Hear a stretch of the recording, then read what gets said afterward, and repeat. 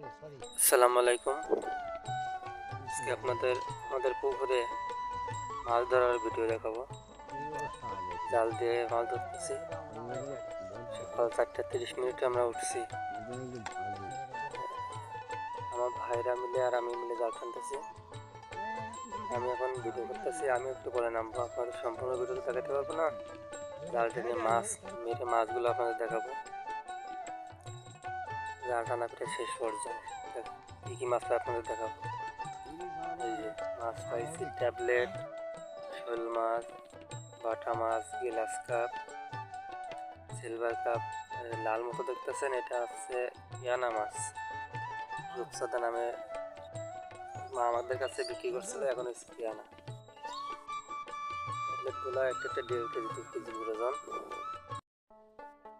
আছে। শোল মাছ, তো শোল মাছ তো আর জালে ওঠে না। আর ইসা মাছ পাইছে এগুলা জাল টানার পরে। চিংড়ি মাছ, এই মাছগুলো এখন আলাদা করতেছে, বিক্রি করতে নিয়ে যাব মাছের আড়তে। তেলাপিয়া মাছ হয়েছে, টেংরা মাছ হয়েছে। এ পুকুরে আরো 3বার মাছ মারা হয়েছে, তো এখন মাছ কমে গেছে, এখন অল্প মাছ আছে। 2-1-এর ভিতরে শেষে ফেলাবো, এই জন্য মাছগুলো আগে ধরে নিতেছে। এই জন্য শেষলে মাছের কোনো ক্ষতি না হয়। এই যে পিয়ানা মাছ, এগুলো কিন্তু বাংলাদেশ নিষিদ্ধ। আমাদের কাছে রূপসাদা বলে বিক্রি করছে, আমরাও কিনছি। এখন হচ্ছে পিয়ানা, এগুলো দাম না। 5 টাকা পিস কিনে খাচ্ছিলাম। বাজারে নিয়ে গেলে 150 টাকা কেজি সর্বোচ্চ, তার বেশি দাম দেয় না।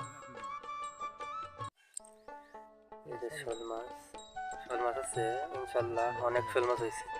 এখন জালে তো আর শোল মাছ ওঠে না, 2-4টা জাল উঠছে। এই তেলাপি মাছ আমাদের এলাকায় 150 টাকা কেজি, সিলভার কাপ 80 টাকা কেজি, ট্যাবলেট 220 টাকা।